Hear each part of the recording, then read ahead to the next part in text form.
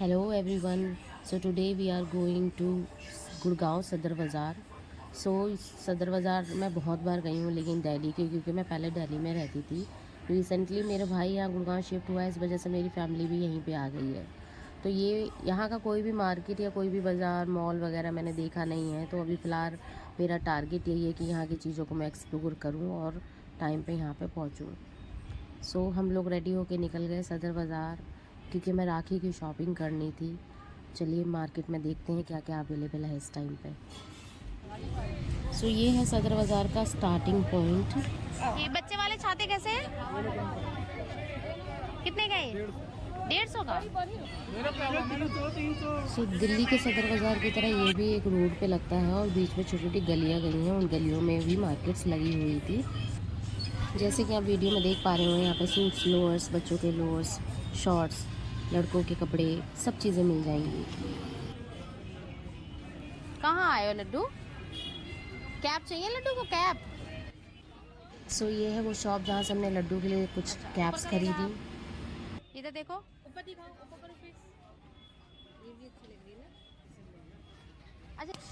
जैसे सदर बाज़ार में हमेशा 1-2 महीने पहले से राखियाँ लग जाती हैं दिल्ली के सदर बाज़ार में, वैसा यहाँ पे मुझे कुछ नहीं दिखाई दिया. राखी की कोई शॉप दिखाई ही नहीं दी.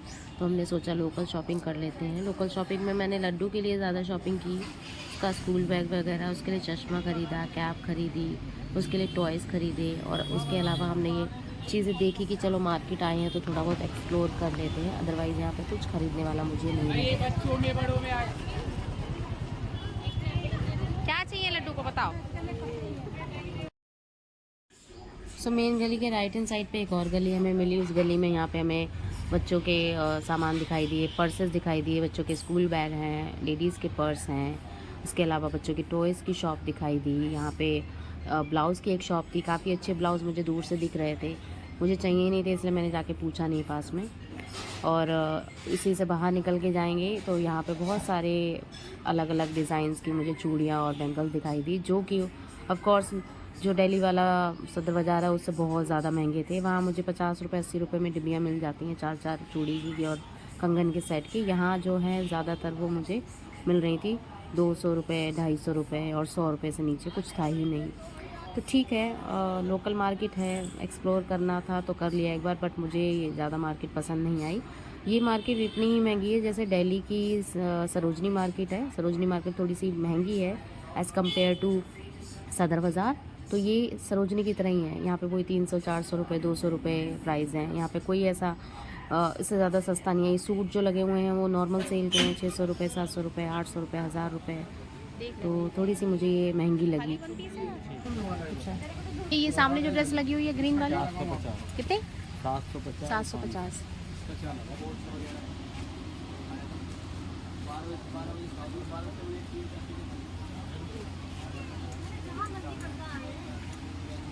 ये दिला दो, ये अच्छा लगा मुझे. 1000 रुपये का है. ये सूट मुझे अच्छे लगे थे 2-3 जो मुझे चाहिए थे शायद, लेकिन वो एज़ पर दी प्राइस मुझे ज़्यादा खास नहीं लगी, इसलिए मैं चल पड़ी नेक्स्ट शॉप के लिए. मुझे कुछ इयरिंग्स चाहिए थे छोटे छोटे डेली वेयर में पहनने के लिए. देख पा रहे होंगे आप लोग यहाँ पे बहुत अच्छी अच्छी झुमकियाँ थी. ये सारी पार्टी वेयर और हैवी जो झुमकियाँ हैं, जो आप अगर कुछ इंडियन अटायर वेयर करते हैं तो उस पर ले सकते हैं. मैं इतने हैवी नहीं पहनती हूँ, मुझे छोटे छोटे से कुछ चाहिए थे, इस वजह से मैं ढूंढ रही थी.